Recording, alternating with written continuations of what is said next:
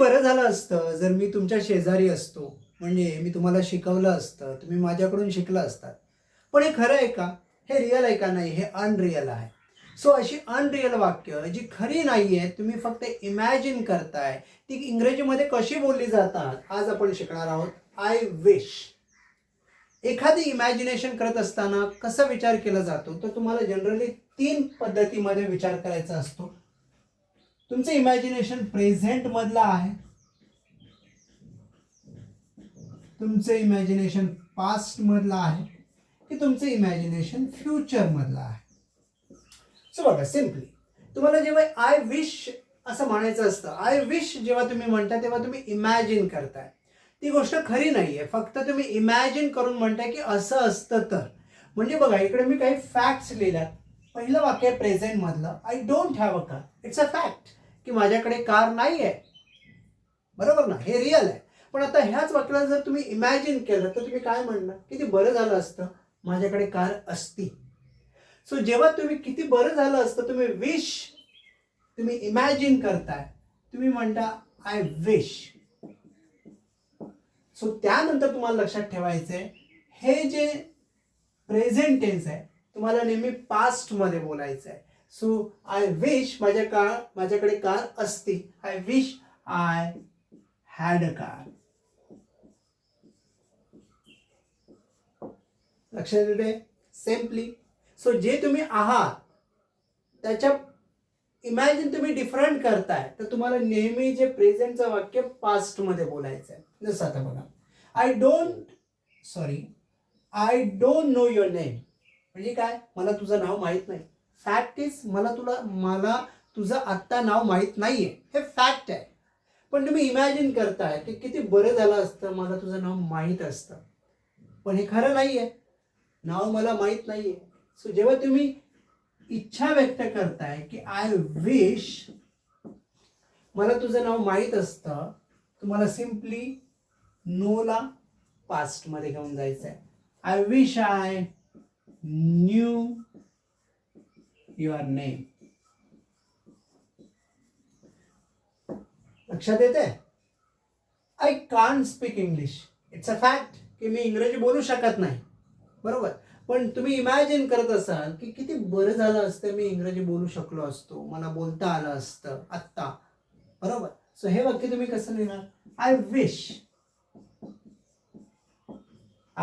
Wish yes I can't, तर फक्त तुम्हाला करायचंय कुड. I could speak English.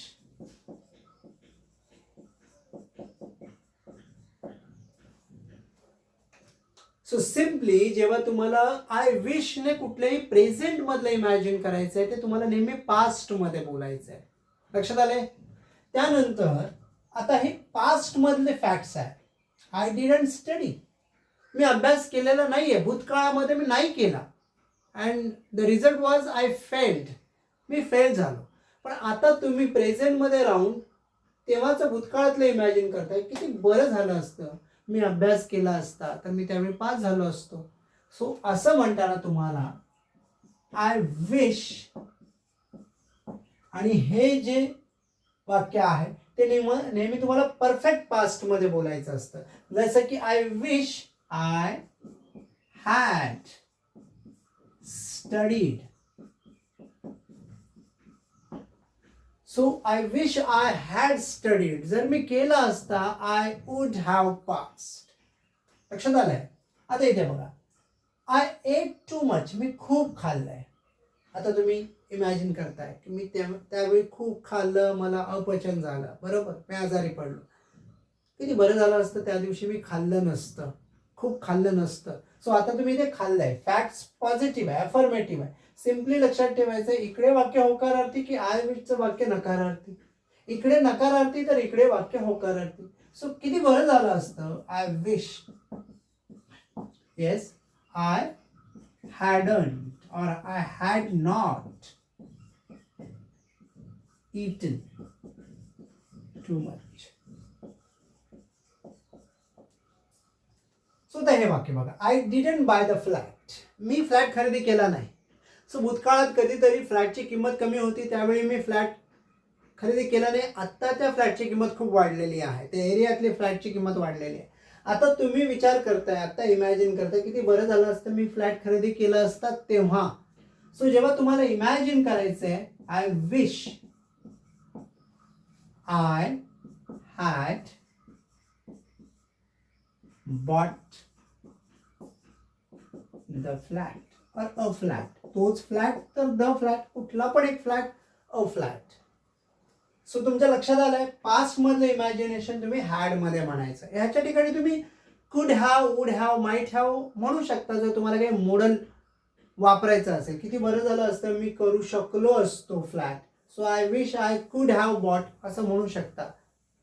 ठीक आहे, पण जनरली तुम्ही जेव्हा आय विश म्हणता, तुम्हाला नॉर्मल राहायचं असेल तुम्हाला आय हॅड म्हणू शकता.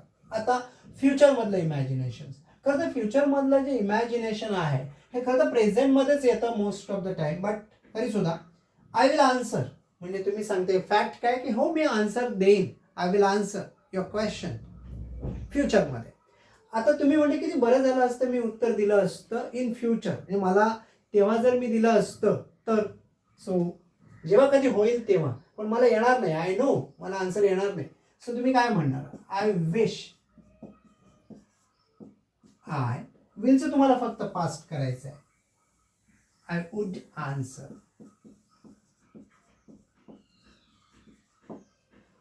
सो हे तुम्हाला कदाचित मिनिंग कळणार नाही, पण जनरली काय होतं, समजा आता पाऊस पडतोय, इट्स रेनिंग, तुम्हाला बाहेर जायचं आहे, तर तुम्ही म्हणताय किती बरं झालं असतं मी पावसाला थांबवलं असतं, so I wish I would stop raining. So जेव्हा तुम्ही इमॅजिन करता की हे भविष्यात जर मला करता आलं तर, त्यावेळी तुम्हाला वुड वापरता येईल. हा साऊंड प्रेझेंटचाच वाटतो. जसं आता बघा, I will repair the car, me car repair करीन फ्युचरमध्ये, है ना, हे फॅक्ट आहे की मी करेन. पण आता किती बरं झालं असतं मी कार दुरुस्त केली असती किंवा मला करता आली. ओके, मला कार हे जास्त साऊंडिंग वाटेल तुम्हाला की मला कार दुरुस्त करता आली. इन फ्युचर किती बरं होईल, बरोबर. So I wish I would repair the car. So फ्युचरमध्ये यूज करताना तुम्ही वुड वापरू शकता. सो बेसिकली 3 प्रेझेंट, पास्ट आणि फ्युचरमध्ये जेव्हा तुम्ही आय विश म्हणता, तुम्हाला ह्या 3 गोष्टी लक्षात ठेवायच्या. प्रेझेंटमध्ये तुम्हाला इमॅजिन करायचं आहे, पास्टमध्ये बोला.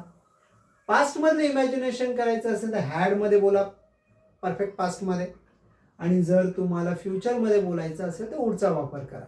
खरं तर वुड आपण इव्हन प्रेझेंटमध्ये सुद्धा वापरतो इमॅजिनेशनसाठी, कारण त्याचा अर्थ जवळपास सेमच होतो. So I hope, I wish ही गोष्ट तुम्हाला कळली असेल.